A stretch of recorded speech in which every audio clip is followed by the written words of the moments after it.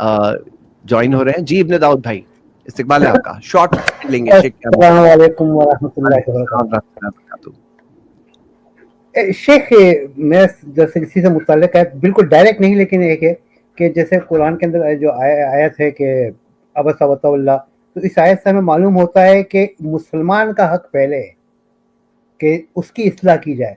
लेकिन शेख आजकल जो मामला देखने में आए हैं कि मुसलमान की इस्लाह के हवाले से जो गुफ्तगू हम यहाँ कर रहे हैं, आप शयूख यहाँ कर रहे हैं, तो इसके हवाले से कहा जाता है कि आप फिरकावारियत फैला रहे हो, और करने वाले वो हैं जो गैर मुस्लिमों में दावत देते हैं, तो उनकी तरफ से इश्काल पैदा होता है। शेख तो इसकी थोड़ी वजाहत फरमा दें कि हालांकि मुसलमान का पहले मालूम होता है, वो इसको बिल्कुल पसेपुश डालकर गैर मुस्लिमों को दावत देने के लिए क्या हम मुसलमान की इस्लाह का काम छोड़ दें?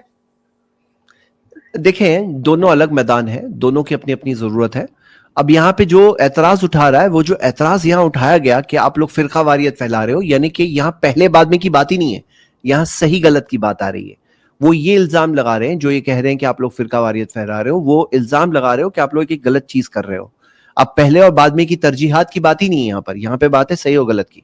हालांकि बात यह है कि आप लोग बताओ कि अगर हम इख्तलाफात को सामने सामने बात ना करें और दलाइल एक दूसरे के सामने ना रखें, और दलाइल की रोशनी में जो हक बात वाजे ना हो, तौहीद क्या है, इत्तिबा सुन्नत क्या है, लोग शिर्क करते हैं, बिदात करते हैं, इनकार हदीस के रास्ते पे जाते हैं, बहुत सारी गुमराहियां हैं दीन इस्लाम के नाम में, तो क्या सही बात लोगों के सामने वाजे नहीं की जाए? ये क्या खैर खाई नहीं है?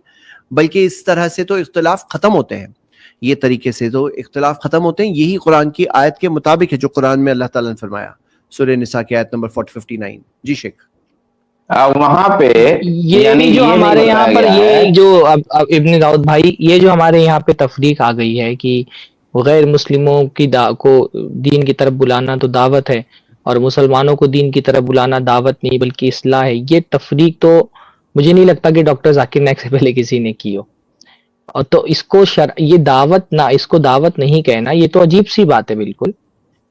दावत किसको कहते हैं? अल्लाह ताला की तरफ बुलाने को। तो अल्लाह ताला के रास्ते से अगर एक मुशरिक और काफिर भटका हुआ है तो उसको भी दीन की तरफ बुलाना दावत है, और एक मुसलमान भी अगर भटका हुआ है तो उसको भी दीन की तरफ बुलाना दावत है। अल्लाह ताला ने फरमाया वमन अहसनु कौलन मिम्मन दाआ इलल्लाह, उससे बेहतर बात करने वाला कौन हो सकता है जो अल्लाह ताला की तरफ बुलाए।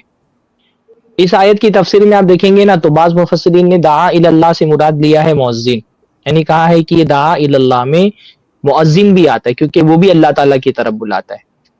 तो आप देखें कि वो किसको बुलाता है अल्लाह ताला की तरफ? मुअज्जिन, वो तो मुसलमानों को ही बुलाता है नमाज की तरफ। तो एक मुसलमान को नमाज की तरफ बुलाना भी दावत है। बल्कि अजान खत्म होने के बाद जो हम दुआ पढ़ते हैं उस दुआ में क्या है? अल्लाहुम्मा रब्बा हाज़िही दावती ताम्मा, कि ए अल्लाह ताला जो इस दावत का रब है। अजान को जो है ना दावत का है अल्लाह के रसूल सल्लल्लाहु अलैहि वसल्लम ने।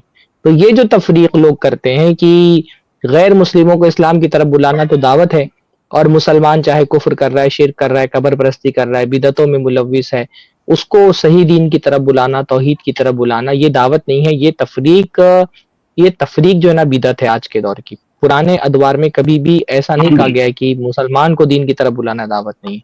जी शाबान भाई, आप कुछ बोल रहे थे?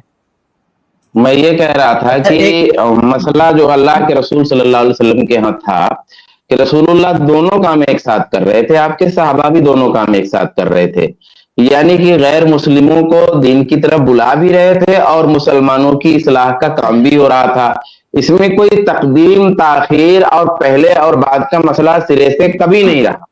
जो आयत पेश की गई है उसमें बात सिर्फ इतनी थी कि वहां मसला मुसलमान को नजरअंदाज करने का था, यानी मसला ये नहीं है कि दावत पहले किसको देनी है बाद में किसको देनी है।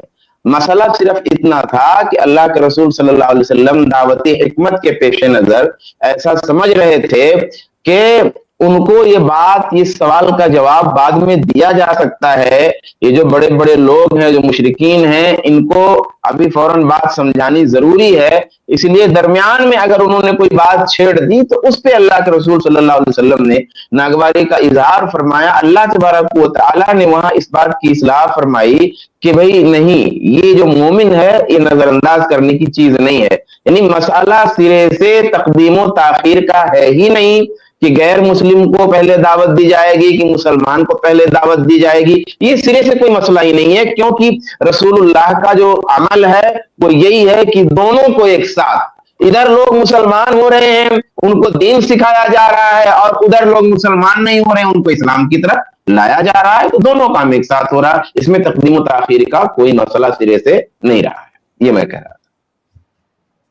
بعض لوگ جو ہمارے غیر مسلم میں دعوت کا کام کرتے ہیں ان کی طرف سے یہ کہا جاتا ہے کہ دیکھیں ہم تو منکرات کا جو رد ہے وہ تو کر رہے ہیں غیر مسلم کے اندر، تو ہمارے اوپر یہ آیت فٹ نہیں کی جا سکتی کہ منکرات کا رد قرآن میں کرنے کا حکم ہے، ہم نہیں کر رہے، ہم تو کر رہے۔ اور جو کہتے ہیں کہ غیر مسلمان کے اندر جب ہم منکرات کا رد کریں گے تو اس سے فرقہ واریت پھیلے گی، کیونکہ ایک فرقہ اپنی چیزوں کو قرآن و سنت کے مطابق ہی مانتا ہے، چاہے وہ کوئی بھی فرقہ ہو، وہ اس کو منکر مانتا ہی نہیں۔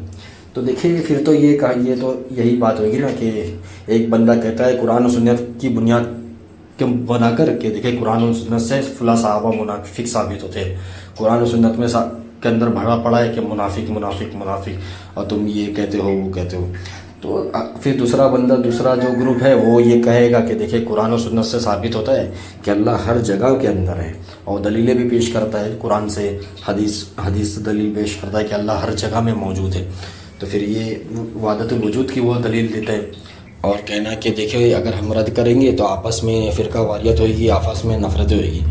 تو دیکھیں یہ صرف ایک وہ ہے بہانہ ہے، کیونکہ دیکھیں اللہ کے نبی صلی اللہ علیہ وسلم نے جب توحید کی دعوت دی ہے مکہ میں، تو وہاں سے بھی یہی رپلائی آیا کہ یہ ہمارے درمیان جدائی ڈال رہے ہیں اللہ کے نبی صلی اللہ علیہ وسلم، ان کے اوپر بھی یہی جو مکہ کے مشرکین تھے یہ الزام لگائے۔